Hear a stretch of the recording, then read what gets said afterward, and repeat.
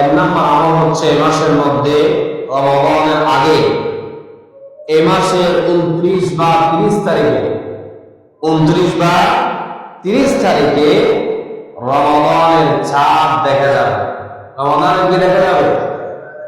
চাঁদ দেখা যাবে 29 বা 30 তারিখে। আমাদেরকে 2 দিনের দিকে আমাদেরকে লক্ষ্য রাখতে হবে। এই মাস 29 আর আগে 30 আমাদেরকে লক্ষ্য রাখতে হবে। এই জন্য রমজানের প্রথম প্রস্তুতি হচ্ছে রমজানের চাঁদ তালাশ করা। রমজানের চাঁদ কি করা? তালাশ করা। 29 বা 30 তারিখে আমরা কোন মাসের চাঁদ তালাশ করব?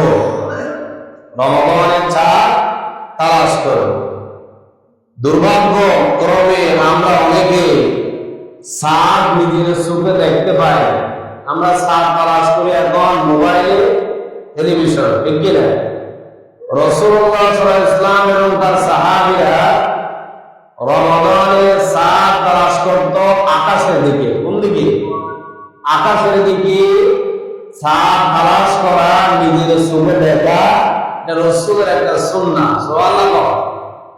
ফেসবুকে দেখা এটা সাফ নয়, কিন্তু সুন্নাহটা আদায় হচ্ছে না। সুন্নাহটা কি আদায় হচ্ছে না?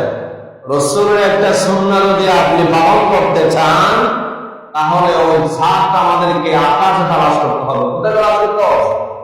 আকাশে তালাশ করতে হবে। রাসূল ইসলাম হাদিসের মধ্যে বলছে, যদি কোনো আমার উম্মত আল্লাহর বান্দা চাঁদ তালাশ করেছে কিন্তু সে তার চোখে দেখতে পায়নি, সেই চোখে দেখতে পায়নি, কিন্তু বান্দা তালাশ করেছে, এই তালাশ করার কারণে যদি বান্দা দেখতে না পায়, ওই চাঁদ দেখার সওয়াব তার আমলনামায় লিপিবদ্ধ করে দেওয়া হবে। সুবহানাল্লাহ। তাহলে চাঁদ একেবারে দেখতে হবে এমন কোন কথা নয়। হয়তো আকাশের মেঘাচ্ছন্নতার কারণে দেখাও না যেতে পারে, কিন্তু আপনাদের বুঝতে হবে, আপনার থেকে বুঝতে হবে রমজানের চাঁদ উঠবে আজকে।